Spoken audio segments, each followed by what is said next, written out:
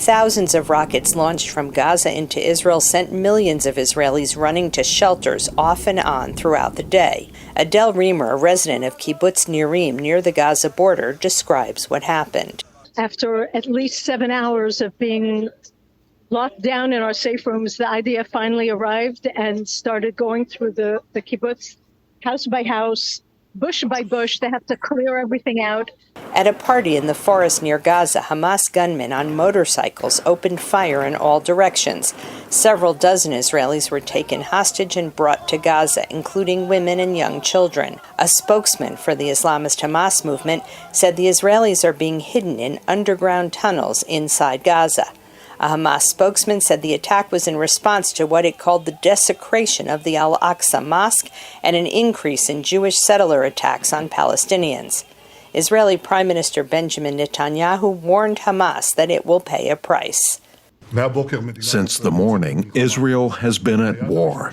Our first goal is to clean the area from those who have infiltrated it and to return security and quiet to the areas that were attacked. The second goal, at the same time, is to exact a huge price from the enemy. Israel launched a series of airstrikes on Hamas targets in Gaza and cut electricity to the densely populated Strip. Linda Gradstein for VOA News, Jerusalem. Excuse me. Shalom. First and foremost, I want to give all praises, honor, and glory to Yahweh, Ba'ashem, Yahushai, Ba'ashem, Makakudash. Double honors to the elders and apostles of Great Millstone who rule well. Peace, love, and salutations to the hopeful elect. This is your brother Dawada from the Men of Valor Campaign, Greenville, South Carolina, coming back with another video in sincerity and in truth. Lord willing, it could be edifying. And breaking news as of today. All right, it actually started this morning. And, you had looked like some, they probably Ishmael, some Ishmaelites in that land. They started sending out attacks, all right, on the Israelis, right? And, they pretty much, you heard Netanyahu, which is the prime minister of Israel, basically say that, we're at war, and all this different stuff. And, you see the death toll, on both sides is, it's creeping up, to like 1,000 as far as casualties and whatnot. You saw that they started taking some of those Israeli men or women and children hostage. All right. And so this is just pretty much a news report. All right, WATCHMEN report. And, this is going to be kind of a twofold video because on one end, where, Israel is going to play the state of Israel, right? Because best believe they're not the biblical Israelites, right? And if you say anything otherwise, they take your video down, which further solidifies the fact that, they're not the people, along with the prophecies, of course. But Israel is going to be a major component in the pretty much coming to pass of World War III. And, one of their biggest allies is America. All right. And since these motherfuckers have been over in that land, there hasn't been any peace. All right. Same thing now. You even have the leader of Iran pretty much congratulating the Hamas group, which I think they're like a group or something like that, and is willing to back them. All right. And we know Iran wants a piece of Israel as well. All right. But since they've been in that land, they haven't been at peace with any of them, which that whole landmass over there, the Fertile Crescent, so-called, all right, is actually our land. All right. And the Lord, is going to repay these damn heathens over there, because that's what they are. They're heathens for occupying, our land. Right. And the Lord is upset with that. So I actually want to start there because Israel is going to play a major role in World War III pretty much popping off, right? So we're going to get right into it. This is Jeremiah chapter 49, and I'm going to start at go right to the point, verse 20. It says, therefore hear the counsel of the Lord that he hath taken against Edom. All right, Edom is on the earth today, man. All right, the so-called white race is Esau, Edom, right? Especially those people that are inhabiting the land of Israel. All right, they're the chief tribe of Amalek. All right, according to prophecies and according to scriptures, and his purposes that he had proposed against the inhabitants of Teman. Surely the least of the flock shall draw them out. Surely he shall make their habitations desolate with them. And as we have been taught, all right, the least of the flock is referring to that state of Israel over there. Because although they're a small nation, they have a big backing by the largest, one of the world superpowers as of right now, which is America, you know. But on the opposing side, you're going to have Iran, all right? And as we know, Russia's going to be a guard unto Iran, unto Turkey, you know. They're linking up with the BRICS nations. So we see how World War III is being set up. You know, you also have the front of Ukraine and Russia, you know, versus or Ukraine, you know, being backed by America and NATO versus Russia, Russia being backed by China, Iran. You know, these African nations are getting involved, right? So you see how it's setting up. And just like the other two wars, man, it started with, you know, seemingly insignificant countries. And because of the alliances, brought everybody into war. All right, well, same thing here.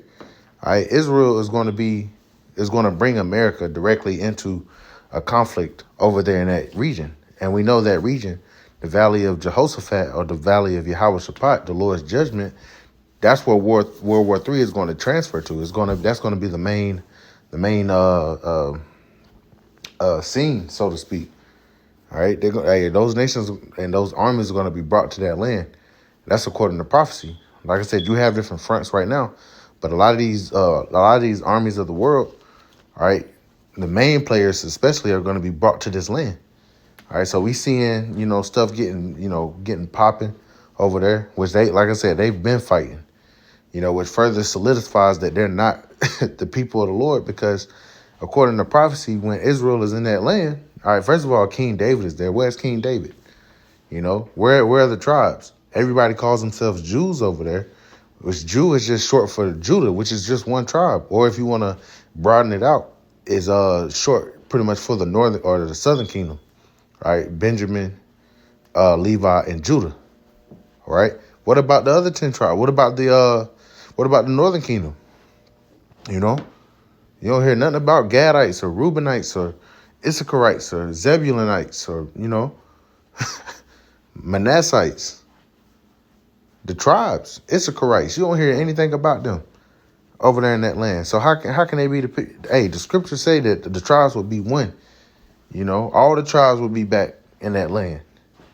You know, where's the streets of gold? The scriptures say the nations will learn war no more. We're in the midst of the beginning of World War III. So how can they be the people, man?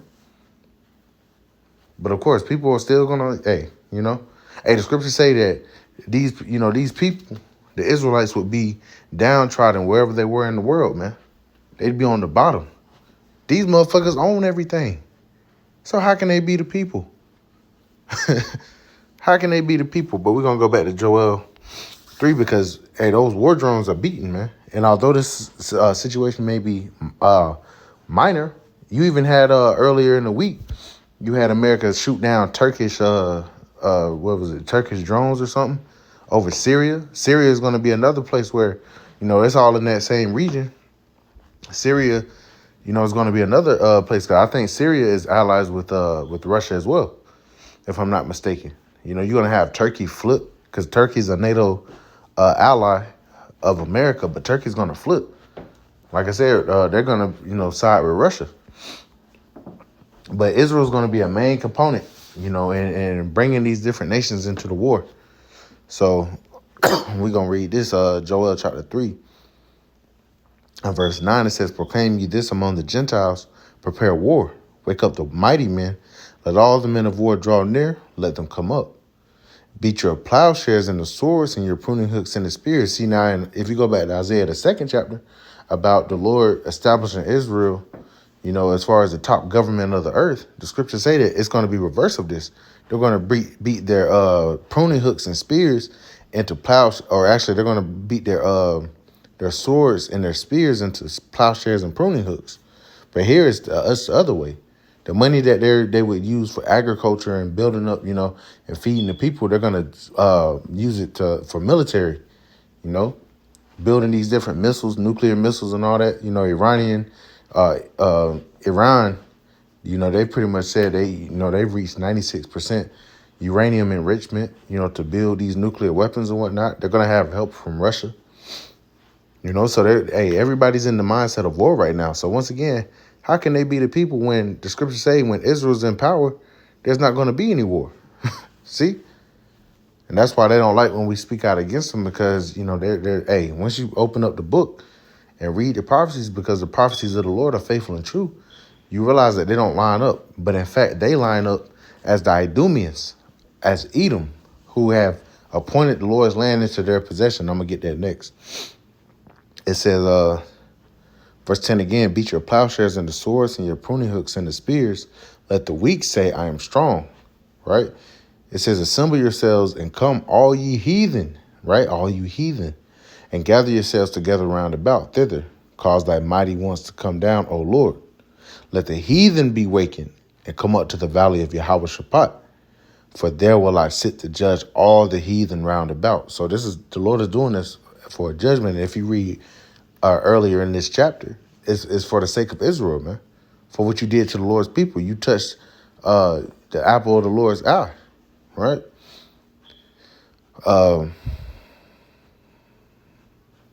Verse 13, it says, put ye in the sickle, for the harvest is ripe. Come, get you down, for the press is full, the press is full, the fats overflow, for their wickedness is great. Multitudes in the valley of decision. For the day of the Lord is near in the valley of decision. So those war drones are beaten. All right, we see that, this is going on, and hopefully it doesn't die down or anything. But you heard Netanyahu say himself, we're at war. All right, there's a time and place for everything, man. Right now, them war drones is beaten. All right, we're going to finish off here. Let's prove that these people are not the people, man, but in fact, the imposters that have took the land and appointed it into their possession. This is Ezekiel chapter 36. And let's see. Verse 5, it says, therefore thus said the Lord, power, surely in the fire of my jealousy have I spoken against the residue of the heathen. See, the Lord has a controversy with you damn heathens, man. Mainly with Esau, especially with the chief tribe of Amalek. The Lord said he would war with Amalek from generation to generation. It says, therefore, thus says the Lord, power, surely in the fire of my jealousy have I spoken against the residue of the heathen, and against all Idumea, which have appointed my land into their possession. See, what's the Lord's land? Israel, Hey, and it wasn't just Esau. You got those other nations over there too, Elam. You got, Elam and Ishmael over there, and they're all fighting for that land. But all of you gonna get judged for that, man. It says, against the residue of the heathen, against all Idumea, which have appointed my land into their possession with the joy of all their heart. All right, who does that line up with? It says, with despiteful minds to cast it out for prey. And Idumea is the Greek way of saying Edom. And Edom is the so-called white man. All right, it just makes sense. So the Lord is going to, the Lord has great judgment. He's going to bring all of you into World War III to judge you. And when Yahushua comes, he's going to utterly destroy all your armies, man. So this has pretty much been the Watchman Report. If any updates come with what's going on over there, Lord willing, the Spirit's on me to do another video. So with that, I want to give all praises, honor, and glory to Yahweh, Ba'ashem, Yahushua, Ba'ashem, Kakdash. Double honors to the elders and apostles of Great Millstone who rule well. Peace, love, and salutations to the hopeful elect. Till next time, Shalom.